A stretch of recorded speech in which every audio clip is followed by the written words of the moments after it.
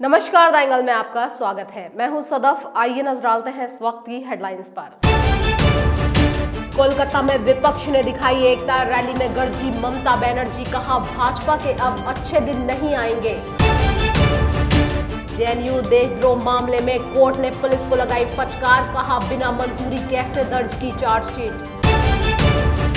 मुख्यमंत्री की अध्यक्षता में हुई राज्य आपदा प्रबंधन प्राधिकरण की बैठक, पेयजल, चारा, पशु शिविर सहित कई मुद्दों पर हुआ मंथन। और राजस्थान हाई कोर्ट में चयनित शिक्षकों की नियुक्ति के मामले की सुनवाई, कोर्ट ने रखा फैसला सुरक्षित। पश्चिम बंगाल की मुख्यमंत्री ममता बनर्जी की anti BJP United India rally में विपक्षी दलों का जमावड़ा लगा।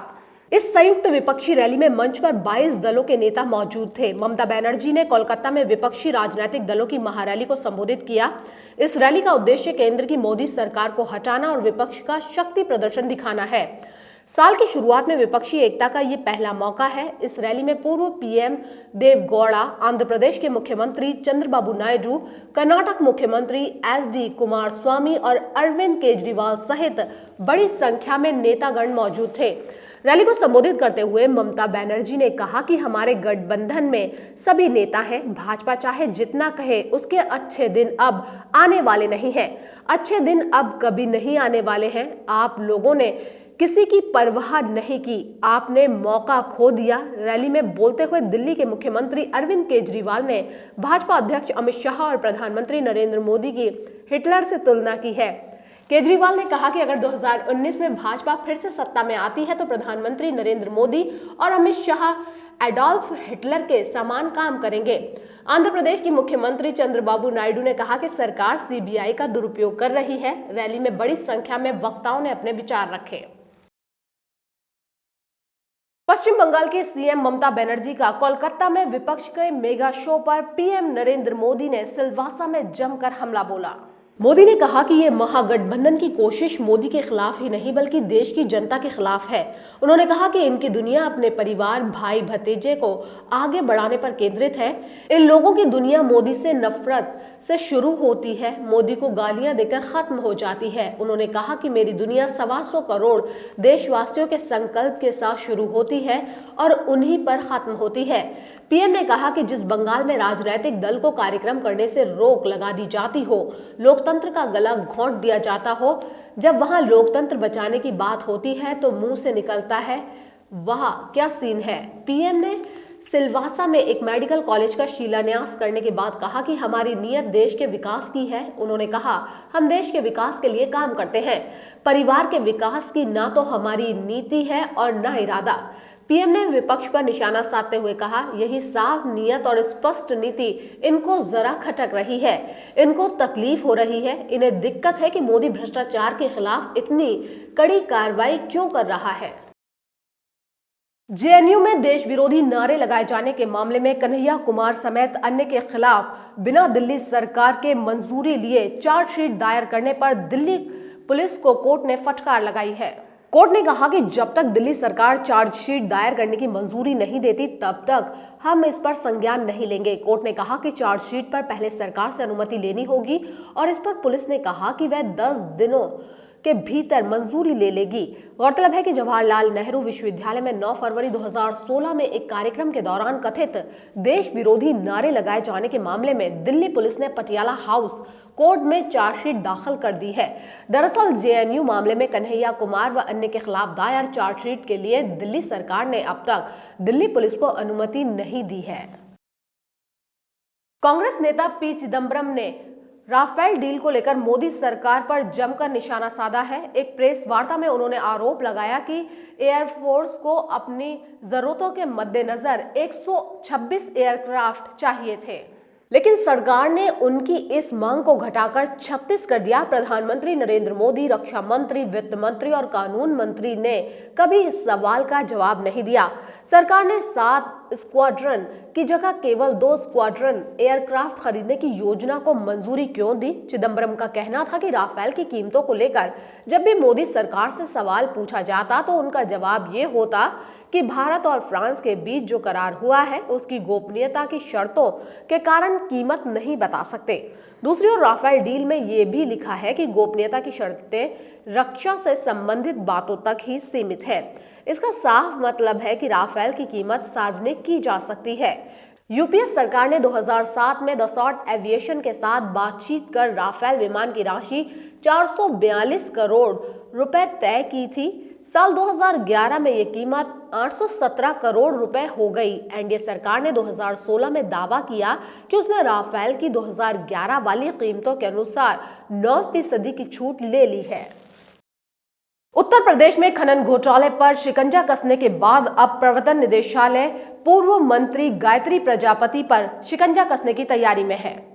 शामली अवैध खनन मामले में ईडी ने सपा नेता और पूर्व खनन मंत्री गायत्री प्रजापति पर शिकंजा कसना शुरू कर दिया है। खबर है कि ईडी ने 943 करोड़ रुपए की आय से अधिक संपत्ति के मामले में दस्तावेज खंगालने शुरू कर दिए हैं।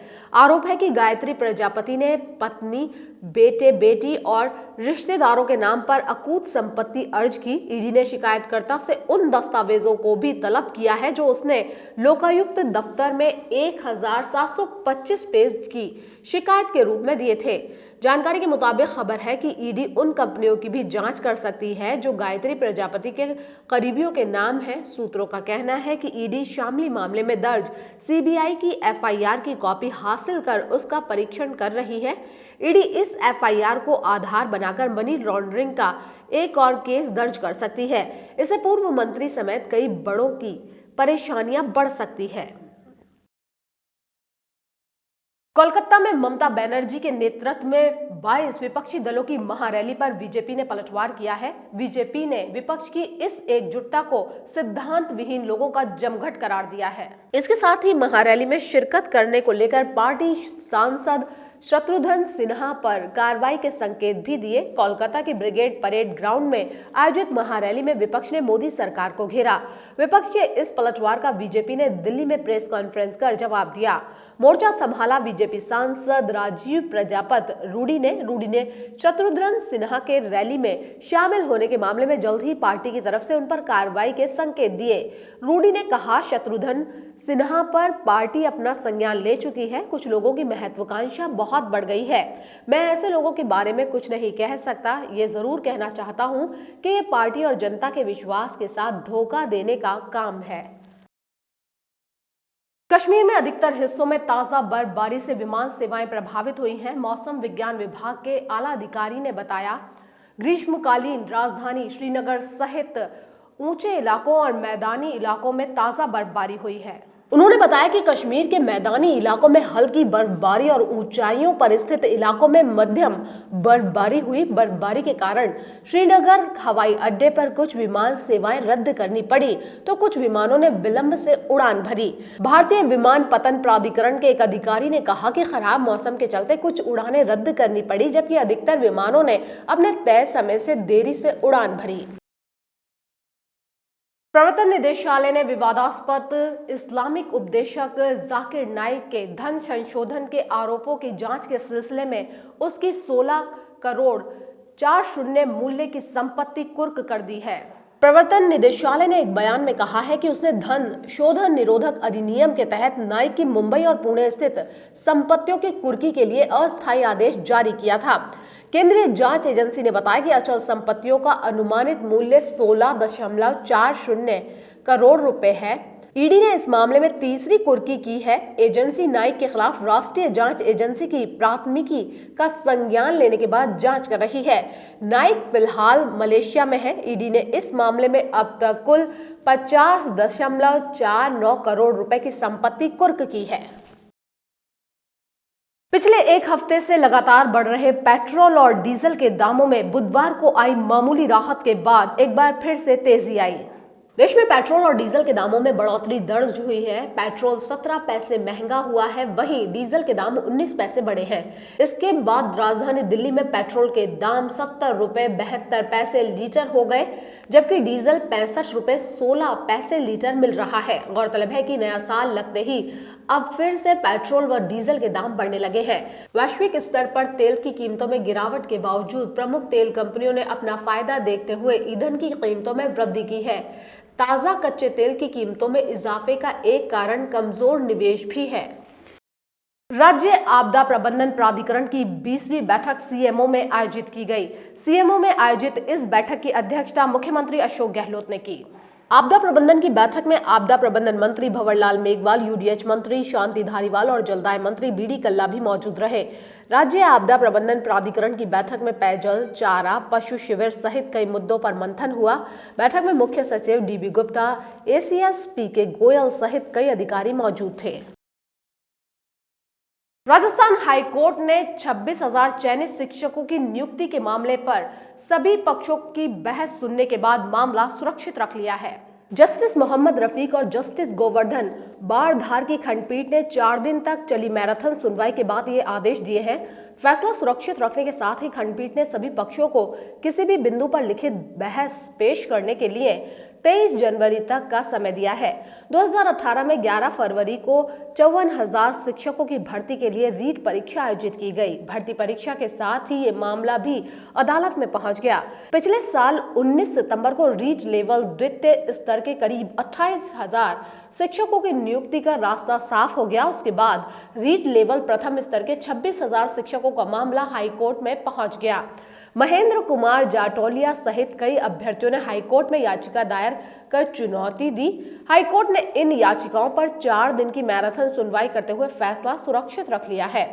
प्रदेश के 26,000 शिक्षकों की नियुक्ति एक बार फिर से अदालती फैसले के इंतजार में है। और इसी के साथ इस बुलेटिन में इतना ही। खबरों का सिलसिला लगातार जारी रहेगा। आप बने रहिए हमारे साथ। नमस्कार।